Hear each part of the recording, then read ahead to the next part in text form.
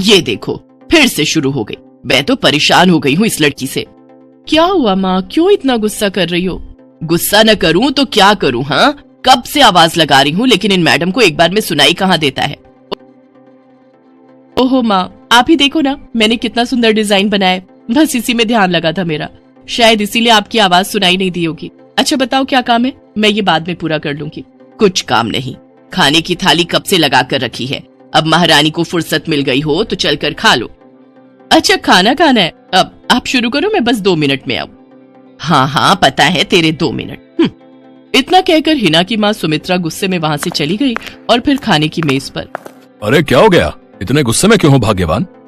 अब आप ही समझा लीजिए अपनी लाडली को, मेरी तो एक नहीं सुनती। हाँ तो क्या हो गया, तुम पे ही तो गई है।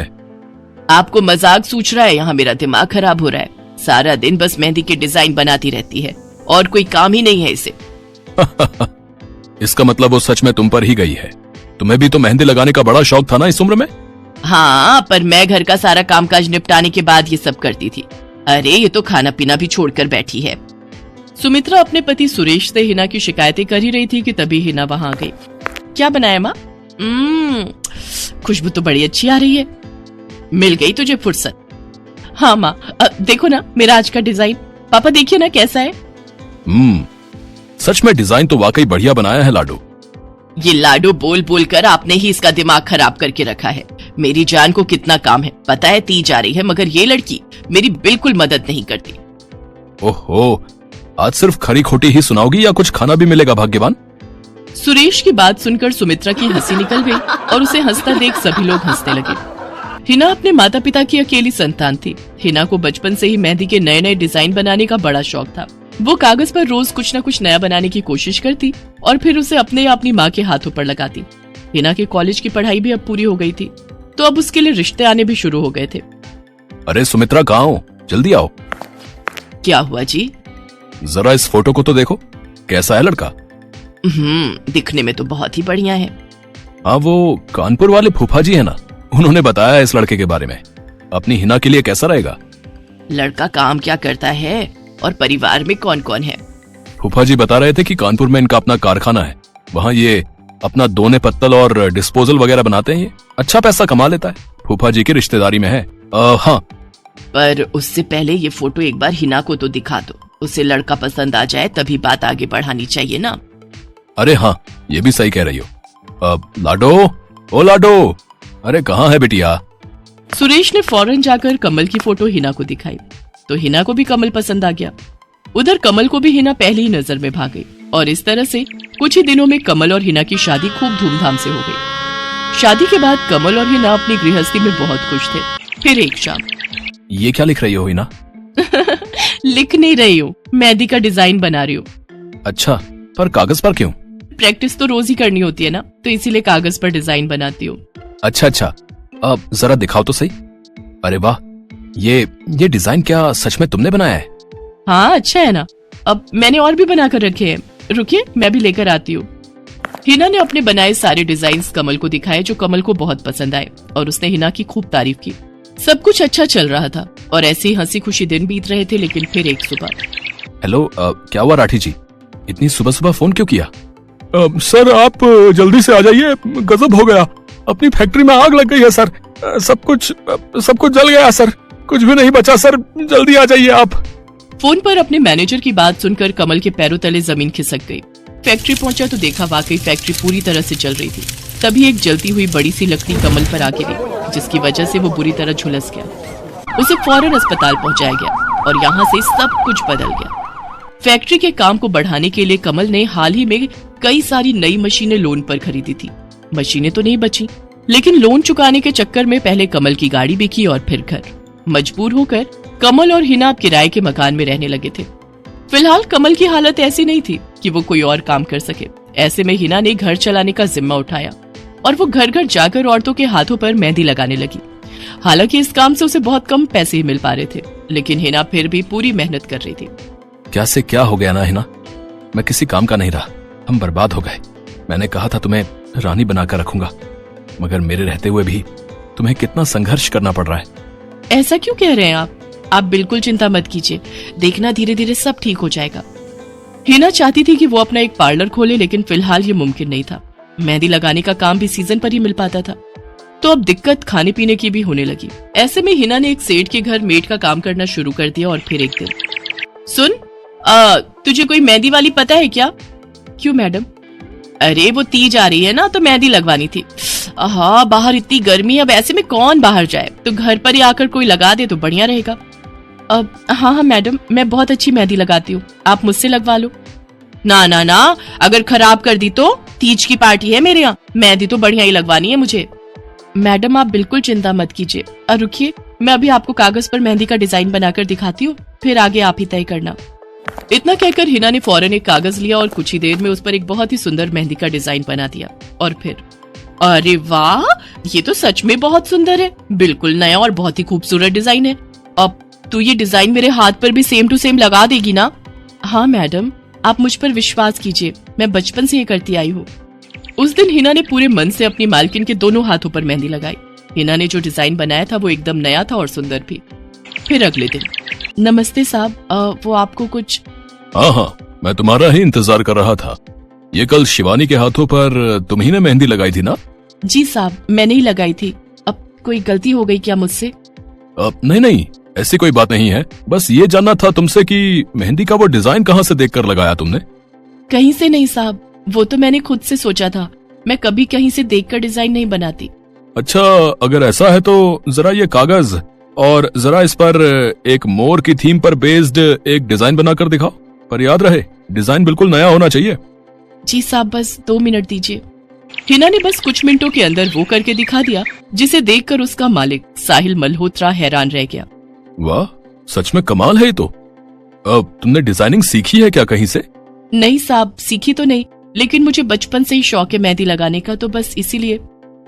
समझ गया। देखो हिना, तुम्हारा हुनर लाजवाब है और तुम्हें अपने इस हुनर को ऐसे बेकार नहीं जाने देना चाहिए। जी मतलब? तुम्हें पता है ना, मेरी फैक्ट्री में लेडीज कपड़ों के लिए कपड़ा बनता है, लेकिन काफी समय से मैं परेशान हूँ क्योंकि सूट साड़ियों वगैरह के लिए मेरे पास नए डिजाइन्स की कमी पड़ गई है। लेकिन अब लगता है ये कमी नहीं रहेगी। बोलो, बतौर डिजाइनर मेरे लिए काम करोगी तुम? जी साहब, बिल्कुल करूंगी। ये हिना के लिए सपने के सच होने जैसा था। अब वो काम वाली बाई से एक डिजाइनर बन गई। वो साहिल की फैक्ट्री में बनने वाले कपड़ों के लिए हर रोज नए नए डिजाइन बनाने लगी और इसके बाद साहिल के फैक्ट्री में बनने वाले कपड़े की डिमांड काफी बढ़ गई और इसके चलते हिना को भी उसके काम की बढ़िया सैलरी मिलने लगी। हिना अब अपनी कमाई से न सिर्फ अपना घर खर्च चलाने लगी, बल्कि उसने शहर के बढ़िया डॉक्टर से कमल का इलाज भी कराया, जिससे कमल बहुत जल्दी ठीक हो गया और उसने भी काम करना शुरू कर दिया। पर इस सब में पूरा 1 साल बीत गया और एक बार फिर से तीज का त्योहार आया। देखिए तो कैसी लग रही हूँ मैं? बिल्कुल चांद जैसी लग रही हो। हिना ने नई हरे रंग की साड़ी पहनी हुई थी जो उसने खुद डिजाइन की थी और वाकई वो उसमें बहुत ही सुंदर लग रही थी। हिना, तुम सच में बहुत बहादुर हो। मैं तो उस हादसे के बाद उठकर खड़ा ही नहीं हो पाता, लेकिन तुमने सब कुछ ठीक कर दिया। तीज का ये त्योहार ही इसलिए है जी, मैं आपको कभी कुछ नहीं होने दूंगी।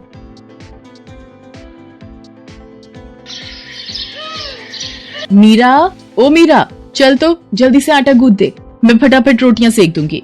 नहीं माँ, मैं नहीं गूंथ पाऊंगी, मैंने मेहंदी लगा ली है हाथ पर। क्या? सुबह सुबह तू फिर मेहंदी लगाकर बैठ गई? बड़ी मक्कार है सच में। काम में मदद ना करनी पड़े इसलिए जब देखो मेहंदी लगाकर बैठ जाती है। चल जल्दी से हाथ धोकर आ मेरे पास, मुझे काम पर जाने के लिए देर हो रही है। माँ बस आज कर लो ना, देखो ना मैंने कितनी मेहनत से कितना सुंदर डिजाइन बनाया है। लेकिन जैसे ही उसकी नजर मीरा के हाथों पर पड़ती है, उसका गुस्सा पल भर में गायब हो जाता है। वो मीरा से कहती है, अरे वाह मीरा, तूने तो बड़ी सुंदर मेहंदी लगाई है। हाँ माँ, वो शांति दीदी ने मुझे किताब दी थी कल, उसमें बड़ी सुंदर सुंदर डिजाइन बने हैं, बस उसी में से देखकर लगाई है मैंने। सुंदर है ना? हाँ बहुत सुंदर है। अरे लेकिन मुझे तो, ओफो, फिर लगा लिया ना तूने बातों में, पहले से ही देर हो रही है, ऊपर से तू भी मेहंदी लगाकर महारानी जैसे बैठ गई है। माँ तुम इतना परेशान क्यों होती हो? 1-2 घंटे में जब मेरी मेहंदी सूख जाएगी तो मैं घर के सारे काम कर दूंगी। मीरा की बात मानकर कावेरी काम पर चली जाती है। वो एक बड़ी सोसाइटी के घरों में काम करती थी और इसी काम से कावेरी और मीरा का गुजारा चलता था। कावेरी के पति की कई साल पहले एक सड़क हादसे में मौत हो गई थी, तब से कावेरी पर ही सारी जिम्मेदारी थी। मीरा भी घर के कामों में उसका पूरा हाथ बटाती थी। मीरा को मेहंदी लगाना बहुत पसंद था। उसने अपने घर के पीछे मेहंदी के कई सारे पौधे लगा रखे थे जिनका वो बहुत ख्याल रखती थी। वो अपने हाथों से मेहंदी के पत्तों को पीसकर अपने हाथों में लगाने के लिए तैयार करती थी। फिर एक दिन, मीरा, हमें इस जगह पर थोड़ी मोड़ी खेती कर लेनी चाहिए। ये मेहंदी के पौधों से कुछ कमाई थोड़ी ही हो रही है। खेती कर लेंगे तो कुछ पैसे ही बन जाएंगे। नहीं माँ, मेरे मेहंदी के पौधों को हाथ भी मत लगाना। बाजार से मेहंदी खरीदने के तो पैसे हैं नहीं हमारे पास। अब इन्हें तो रहने दो। ये कहते हुए मीरा की आंखों में आंसू थे। कावेरी उसके सिर पर हाथ रखते हुए कहती है, मीरा, मैं जानती हूँ तुझे मेहंदी लगाना बहुत अच्छा लगता है, लेकिन बेटा अपनी हालत तो तुझे पता ही है ना। मैं कितनी मुश्किल से। माँ, सब समझती हूँ मैं। जाओ कर लो जो करना है। इतना कहकर मीरा रोते हुए वहाँ से चली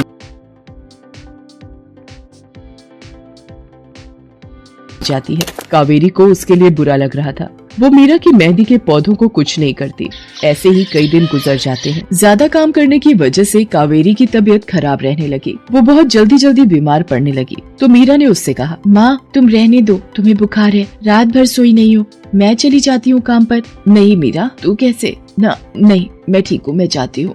कावेरी जैसे ही उठकर चलने की कोशिश करती है, अचानक उसे चक्कर आ जाता है। मीरा उसे सहारा देकर बिस्तर पर लिटा देती है और उससे कहती है, बस माँ, अब तुम आराम करोगी और काम पर अब से मैं जाऊंगी। कावेरी घर पर रहकर आराम तो कर रही थी, लेकिन वास्तव में उसे अच्छे इलाज की भी जरूरत थी, जिसके लिए पैसे थे नहीं। दूसरी तरफ अब हर रोज मीरा काम पर जाती और लौटकर घर के भी सारे काम उसे ही करने पड़ते थे। इस सब में उसे मेहंदी लगाने का बिल्कुल भी वक्त नहीं मिल पाता था। मीरा, कितने दिन हो गए तूने मेहंदी नहीं लगाई? हाँ माँ, बस मन नहीं कर रहा। अच्छा, मेहंदी लगाने का तेरा मन नहीं? मैं सब जानती हूँ। मैंने बिस्तर पकड़ लिया है और मेरी फूल सी बच्ची पर सारे काम पड़ गए हैं। अब बस बहुत हो गया आराम। मीरा, जा, तू जाकर मेहंदी लगा ले। आज मैं जाऊंगी काम पर। नहीं माँ, तुम कहीं नहीं जाओगी, मैं कर लूंगी सब। और मैं सच बोल रही हूँ, मैं बड़ी हो गई हूँ, मेहंदी वेहंदी का मुझे शौक नहीं। इतना कहकर मीरा काम पर जाने के लिए घर से निकल जाती है। कावेरी की आंखों में आंसू आ जाते हैं। मीरा सोसाइटी के कई घरों में काम करती थी। उन्हीं में से एक घर आरती का भी था। उसके घर पर तीज का त्योहार बड़ी धूमधाम से मनाया जाता था। तीज की तैयारियों में मीरा भी मदद कर रही थी। इसी बीच, अरे ऐसे कैसे? मैंने सारे रिश्तेदारों को बुला लिया है, मेरी सारी फ्रेंड्स भी आने वाली हैं। मैं क्या कहूँगी उन्हें? फोन पर काफी देर बहस करने के बाद आरती फोन रख देती है। उन्हें उदास देखकर मीरा उससे पूछती है, क्या हुआ मैडम जी, आप कुछ परेशान लग रहे हो? हाँ मीरा, बड़ी मुसीबत हो गई। कल तीज का फंक्शन है, मैंने सबको मेहंदी लगवाने के लिए यहीं बुला लिया है और आखिरी मौके पर ये पार्लर वाली धोखा दे गई। कह रही है कल नहीं आ पाएगी। अब क्या होगा? इतनी जल्दी कौन तैयार होगा सबको मेहंदी लगाने के लिए? मैडम जी, वैसे मैं भी ठीक ठाक मेहंदी लगा लेती हूँ। अरे हाँ, कावेरी ने मुझे बताया तो था एक बार कि तुझे मेहंदी लगाने का बहुत शौक है। वैसे मुझे तो कोई परेशानी नहीं है। तू देख ले बेटा, बहुत सारे हाथ लगाने होंगे और मेहंदी बढ़िया लगनी चाहिए सबके। आप बिल्कुल चिंता मत करिए मैडम जी, मैं सब अच्छे से करूंगी। बहुत दिनों बाद मीरा के चेहरे पर खुशी थी। उसने घर पहुंचते ही मेहंदी के खूब सारे पत्ते तोड़कर पत्थर पर पीसना शुरू कर दिया। ये देखकर कावेरी ने मीरा से कहा, अरे मीरा, शाम हो गई है, अब मेहंदी मत लगा, मौसम भी ठंडा है बेटा। ये मेहंदी मैं अपने लिए नहीं पीस रही माँ, वो 5वें फ्लोर वाली मैडम जी है ना, कल उनके यहाँ लगानी है। अच्छा बेटा, पर ध्यान से बेटा, वो बड़े लोग हैं, कोई गलती ना हो जाए। माँ, तुम बिल्कुल चिंता मत करो, मेहंदी लगाने में मुझसे कभी कोई गलती हो ही नहीं सकती। मीरा खूब सारी मेहंदी तैयार करके अगले दिन आरती के घर पहुंच जाती है। वो अपनी मेहंदी को कोन में भरने लगती है कि तभी आरती की एक फ्रेंड आरती से, आरती, ये किसे बुला लिया तुमने? मैंने जिस पार्लर का नंबर दिया था तुम्हें, उससे बात नहीं हुई क्या? हुई तो थी, लेकिन उसने आखिरी वक्त पर मना कर दिया। तुम बिल्कुल चिंता मत करो, ये मीरा है, मेरी हाउसमेड है ना कावेरी, ये उसी की बेटी है, बहुत अच्छी मेहंदी लगाती है ये। ओफो आरती, तुम भी ना, पार्लर की बात अलग होती है, उन लोगों का मटेरियल ब्रांडेड होता है, मेहंदी के रचने की गारंटी मिलती है वहाँ से। और इसकी मेहंदी तो मुझे कुछ समझ नहीं आ रही, इस पर तो कोई लेबल तक नहीं है, अगर कुछ गलत रिएक्शन हो गया हाथों पर तो। आप बिल्कुल चिंता मत कीजिए मैडम जी, ये मेहंदी मैंने खुद पीस कर तैयार की है। मेरे पास बहुत सारे मेहंदी के पौधे हैं, इसमें कुछ भी ऐसा नहीं है जो आपके हाथों को नुकसान दे। ना भाई ना, सॉरी आरती, बट मैं अपने हाथों को लेकर कोई रिस्क नहीं ले सकती। तुम सब लगवाओ, मैं तो पार्लर जाकर ही लगवाऊंगी। इतना कहकर आरती की दोस्त शालिनी वहाँ से चली जाती है। आरती मीरा को इशारा देकर काम शुरू करने को कहती है। अरे वाह, मानना पड़ेगा, इस बच्ची ने कमाल की मेहंदी लगाई है। मुझे तो नहीं लगता कि इस मेहंदी का वैसा रंग आएगा जैसा पार्लर वाली मेहंदी का आता है। अब बस भी करो शालिनी, मेहंदी कैसी रचेगी ये कल तक पता चल ही जाएगा ना। बच्ची है वो, उसे इस तरह डराओ तो मत। अरे मुझे क्या, मेरे हाथ कौन सा खराब होने वाले हैं, तुम ही लोग लगवाओ और तुम ही भुगतना। शालिनी गुस्से में वहाँ से चली जाती है। उसे पूरा यकीन था कि मीरा की मेहंदी रचेगी नहीं, साथ ही हाथों पर उसका गलत रिएक्शन भी हो सकता है, लेकिन जो हुआ वो इससे बिल्कुल अलग। अगले दिन मीरा के घर पर, अरे मैडम जी आप यहाँ, आपने तो आज काम पर आने के लिए मना किया था ना, मैं इसीलिए नहीं आई। हाँ, कल तुम कितना थक गई थी, इसीलिए मैंने आने को मना किया। मैं यहाँ तुम्हें काम पर बुलाने नहीं बल्कि किसी और काम से आई हूँ। अंदर नहीं बुलाओगी? अरे माफ कीजिएगा मैडम जी, आइए अंदर आइए। आरती को देखकर कावेरी भी बिस्तर से उठकर खड़ी हो जाती है। आरती के साथ उसकी दोस्त शालिनी भी थी। मीरा उन दोनों को पानी देते हुए कहती है, ये लीजिए मैडम जी, मेहंदी तो ठीक से रची ना मैडम जी? ये तुम्हें मैं नहीं शालिनी बताएगी। फिर शालिनी अपने हाथ मीरा की तरफ बढ़ा देती है। उसके हाथों पर कई जगह छाले पड़े हुए थे। ये देखकर मीरा उससे कहती है, अरे ये क्या हुआ मैडम जी? मैंने तुमसे मेहंदी नहीं लगवाई, उल्टा तुम्हारा अपमान करती रही, उसी की सजा मिली है मुझे। मैंने सबसे महंगे वाले पार्लर में जाकर मेहंदी लगवाई। मैंने उनसे जोर देकर कहा कि मेहंदी का रंग बहुत बढ़िया आना चाहिए। इस चक्कर में उन्होंने पता नहीं क्या क्या मिला दिया मेहंदी में और मेरे हाथों का ये हाल हो गया। और दूसरी तरफ तुम्हारी मेहंदी, जिसने भी लगवाई उसके हाथों की रंगत ही अलग है। देखो आरती के हाथ देखो जरा। आरती ने अपने हाथ आगे बढ़ा दिए, जिन पर मीरा के हाथों से लगी मेहंदी का बहुत ही अच्छा रंग चढ़ा था। फिर आरती कावेरी के पास जाकर उससे बोली, बस कावेरी, ये झाड़ू पोछा और बर्तन बहुत करवा लिए तुमने मीरा से, ये अब वो करेगी जो इसे करना चाहिए। जी क्या मतलब मैडम जी? ये अब मेहंदी लगाएगी सबके हाथों पर। हमारी एक दोस्त का अपना ब्यूटी पार्लर है, उसे मीरा का काम और उसकी मेहंदी की क्वालिटी बहुत अच्छी लगी। वो मीरा को अपने यहाँ काम देना चाहती है, अच्छे पैसे भी देगी वो मीरा को, और तो और वहाँ रहकर मीरा पार्लर के दूसरे काम भी सीख पाएगी। आरती की बात सुनकर कावेरी की आंखों में आंसू आ जाते हैं। वो हाथ जोड़कर आरती का शुक्रिया अदा करती है। मीरा भी बहुत खुश थी। अब न सिर्फ वो अपना मेहंदी लगाने का शौक पूरा कर सकती थी, बल्कि अच्छे पैसे कमाकर अपनी माँ का इलाज भी करवा सकती थी। एक समय की बात है, केशवपुर नामक गांव में सरला नाम की एक बूढ़ी विधवा औरत अपने बेटा बहू के साथ रहती थी। सरला की बहू जया स्वभाव से बहुत बुरी थी। वो रोजाना सरला से बात बात पर लड़ती रहती थी। सरला का पति किशन शहर में मजदूरी करता था, इसलिए वो कभी कभी ही गांव आ पाता था। किशन शहर से घर खर्चे के लिए पैसे भेजता तो 2 लिफाफे भेजता, एक अपनी माँ के नाम और एक अपनी पत्नी के नाम। पर जया सरला के पैसे भी अपने पास ही रख लेती थी। ऐसे ही एक दिन, ये सरला देवी और जया जी के नाम के मनी ऑर्डर हैं। लाओ भैया, जल्दी से मुझे दे दो। ये सरला देवी के हस्ताक्षर करके ही उन्हें मिलेगा। माँ जी आराम कर रही हैं, लाओ मैं अंगूठा लगवा कर लाती हूँ। ए बुढ़िया, जल्दी से इस कागज पर अंगूठा लगा दे।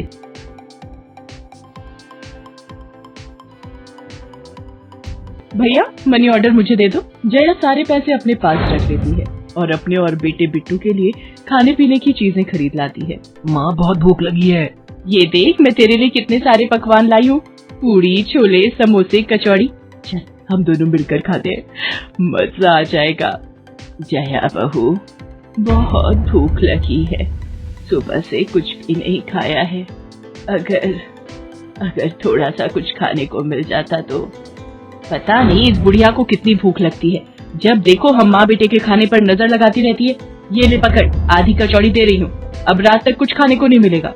और तुझे तो मैंने बोला था कि कपड़े धो देना, तेरे से अभी तक कपड़े नहीं धुले।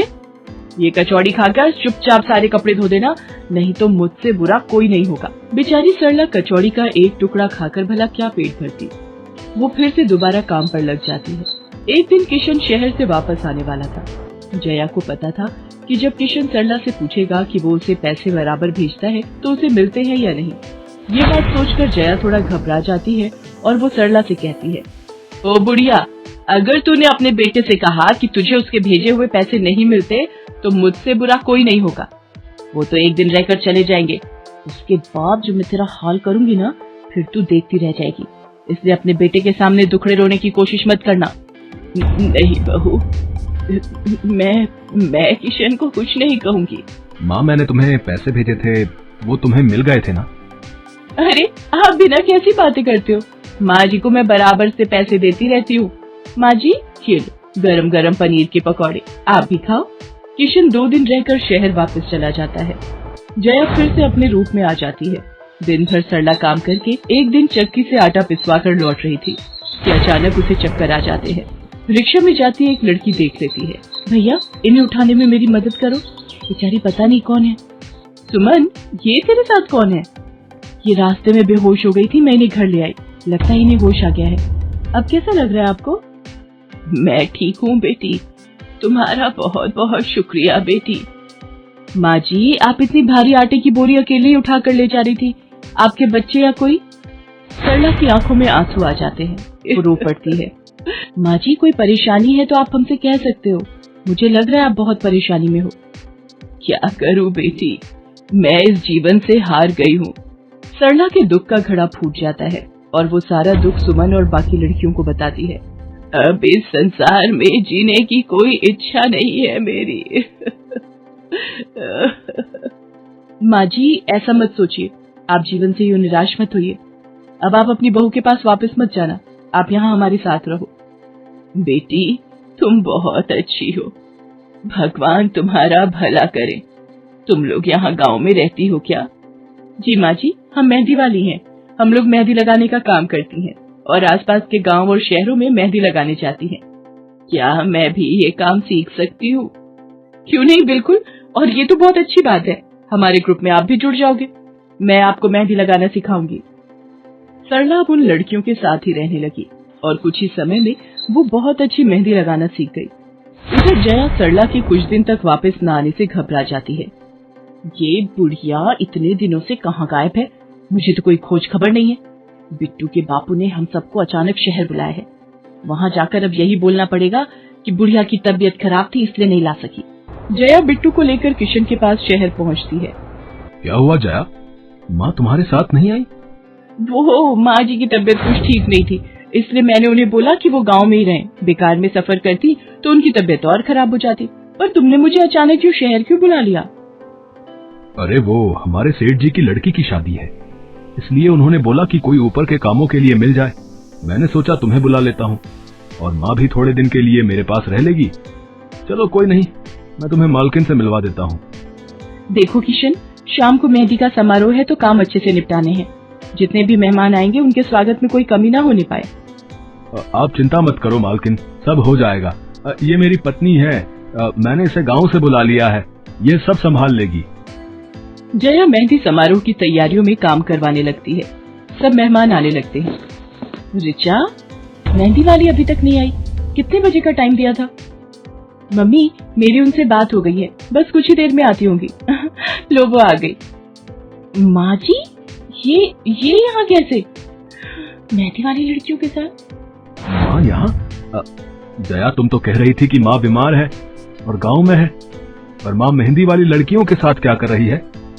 मुझे कुछ समझ नहीं आ रहा। मैं माँ के पास जा रहा हूँ। माँ, तुम यहाँ इन सबके साथ? किशन बेटा, आप मेरे साथ इधर आइए, मैं आपको सब बताती हूँ। ये लड़की इनको सब कुछ बता देगी। शायद आप नहीं जानते हैं, आपकी पत्नी ने आपकी माँ पर बहुत जुल्म किए हैं, इसीलिए ये बेचारी अपना घर छोड़कर हमारे साथ रहने को मजबूर थी। सुमन किशन को सारी सच्चाई बताती है। सरला की आंखों में आंसू आ जाते। किशन सबके साथ जब घर आ जाता है। जया, तुम्हें शर्म आनी चाहिए, तुमने मेरी माँ के साथ इतना बुरा व्यवहार किया, तुम्हारी वजह से मेरी माँ दर दर भटक रही है। अब तुम मेरे साथ एक पल भी नहीं रहोगी, बिट्टू को मैं पाल लूंगा। अभी के अभी अपने मायके निकल जाओ। ऐसा मत कहो, मैं आप लोगों के बिना कैसे रहूंगी, मुझे माफ कर दो, मुझे माफ कर दो, मेरे से गलती हो गई। माँ जी, मुझे माफ कर दो। किशन बेटा, मैं किसी से भी नाराज नहीं हूँ, जया बहू को माफ कर दे, गलती इंसान से ही होती है बेटा, मैंने जया बहू को माफ कर दिया। किशन जी, आप चिंता मत कीजिए, आपकी माँ जी अब हमारे साथ ही काम करेंगी। उस दिन के बाद जया ने अपना व्यवहार बदल लिया। सरला ने मेहंदी लगाना नहीं छोड़ा, वो अपनी मेहंदी लगाने के काम को करती रही।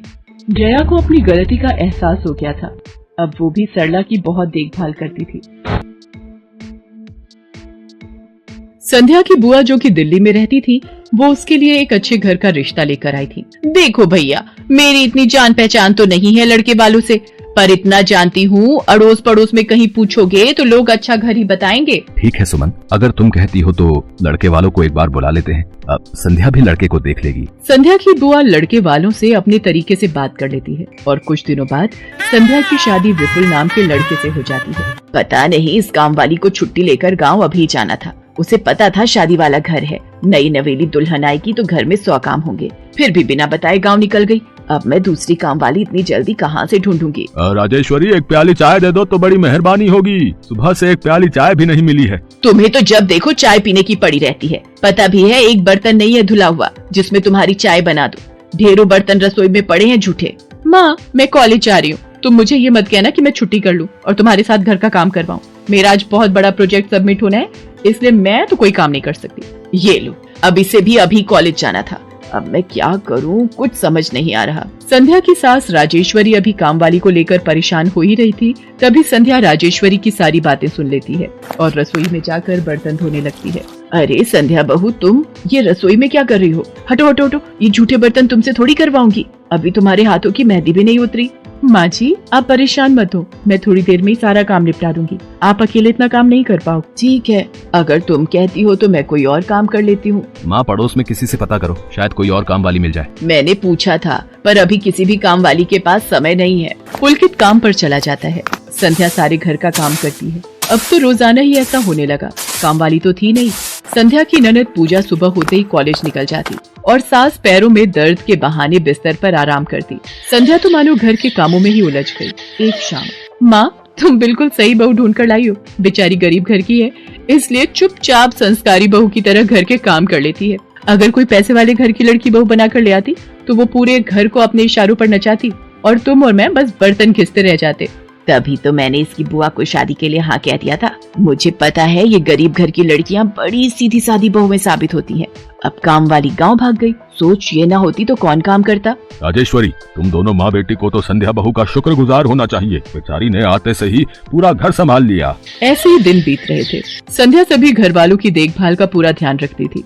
एक दिन, क्या हुआ पुलकित बेटा, तुम इतने परेशान क्यों हो? और आज तुम ऑफिस भी नहीं गए? पापा, मेरी नौकरी छूट गई है। कंपनी घाटे में चल रही थी, इसलिए उन्होंने मेरे जैसे बहुत से वर्कर्स को अचानक निकाल दिया। दिमाग खराब हो रहा है, गाड़ी की किश्त भरनी है, घर का लोन भी पूरा नहीं हुआ है, घर का खर्चा, अब सब कुछ कैसे होगा, कुछ समझ में नहीं आ रहा है। पुलकित बेटा, चिंता मत कर, अब कोई ना कोई रास्ता निकल आएगा। ज्यादा होगा तो कुछ दिनों के लिए मैं कोई काम कर लूंगा। पापा, मेरे होते हुए आप काम नहीं करोगे, मैं कुछ सोचता हूँ। पुलकित दूसरी नौकरी को लेकर परेशान था। उसे कोई काम नहीं मिल रहा था। घर में पैसों की तंगी भी शुरू हो गई। पुलकित ने अपनी गाड़ी बेच दी। घर के लोन को लेकर वो परेशान था। 15,000 रुपए की किश्त उसे भरनी थी। तभी, भैया, मेरे कॉलेज की फीस इस बार बहुत लेट हो गई है। मेरा आखिरी साल है, अगले महीने की 5 तारीख तक 12,000 रुपए फीस के भरने हैं। मैं कुछ इंतजाम करता हूँ। ऐसे खाली हाथ पर हाथ रखकर मैं नहीं बैठ सकती, मुझे कुछ सोचना होगा। पता नहीं, हो सकता है किरण ने बात कर ली होगी, पूछती हूँ। हेलो किरण, मैं संध्या बोल रही हूँ। तूने बात की फिर? पार्लर में जगह खाली है क्या? हाँ, मैंने बात कर ली है। 12,000 रुपए महीना देंगी रविता मैम। बोल, तू हाँ बोलती है तो मैं बात कर लेती हूँ। ठीक है, तू हाँ बोल दे, कम से कम कुछ तो पैसे आ जाएंगे। संध्या पुलकित से पार्लर में मेहंदी लगाने की नौकरी की बात करती है। पहले तो वो मना करता है, पर संध्या उसे समझाती है। पुलकित, मैं जानती हूँ आप परेशानी के दौर से गुजर रहे हो। मैंने आपसे शादी के बाद हर सुख दुख में साथ निभाने का वादा किया था और आप परेशान मत हो। मैं घर और बाहर दोनों का काम एक साथ संभाल लूंगी। ठीक है संध्या, तुम कल से पार्लर में नौकरी के लिए जा सकती हो। अगले दिन से संध्या सारे घर के काम के साथ साथ पार्लर भी जाती और वहाँ पर पूरा दिन मेहंदी लगाने का काम करती और शाम के वक्त घर आती। संध्या बहुत मेहनत कर रही थी ताकि वो अपने परिवार की मदद कर सके। संध्या बहुत सुंदर मेहंदी लगाती थी। ये बात उसकी सास को तब पता चली जब उसने पार्लर में काम करना शुरू किया। संध्या को पार्लर में काम करते हुए 1 महीना बीत चुका था। पार्लर की मालकिन रविता भी संध्या के मेहंदी लगाने के काम को देखकर बहुत खुश थी। संध्या, तुम सचमुच बहुत मेहनती हो। पिछले 1 महीने में बहुत से क्लाइंट तुम्हारी तारीफ कर रहे हैं और अपनी फैमिली फ्रेंड्स की शादी या सगाई फंक्शन के लिए तुम्हें ही मेहंदी के लिए बुक करना चाहते हैं। और हाँ, ये तुम्हारी सैलरी 12,000 रुपए। बाकी ये तुमने ओवर टाइम भी शादी के सीजन में बहुत किया है, उसके 6,000 रुपए अलग से दे रही हूँ। थैंक यू मैम, आपने मेरे काम की इतनी तारीफ की। मैं तो बस भगवान की कृपा से मेहनत से करती हूँ। संध्या घर आ जाती है और 12,000 रुपए पूजा के हाथ में रखती है। पूजा, ये तुम्हारी कॉलेज की फीस के पैसे, तुम कल ही अपनी फीस जमा कर देना।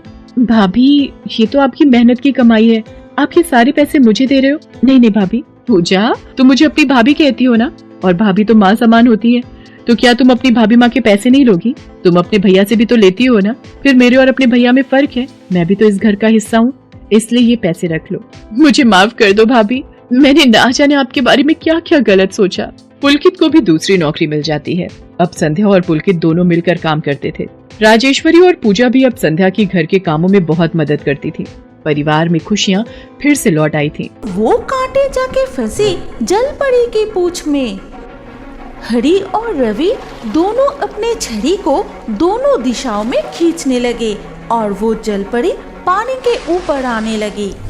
पलाशपुर और केतक नगर, इन दोनों गांव के बीच से बहती है गंगा नदी।